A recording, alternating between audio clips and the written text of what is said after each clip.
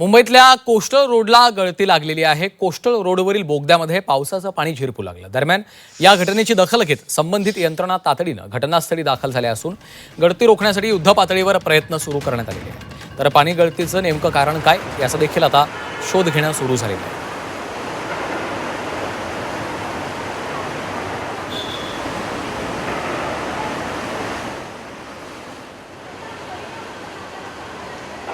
Coastal रोडला होतो, आता पण अखंड कोस्टल रोड गळतोय।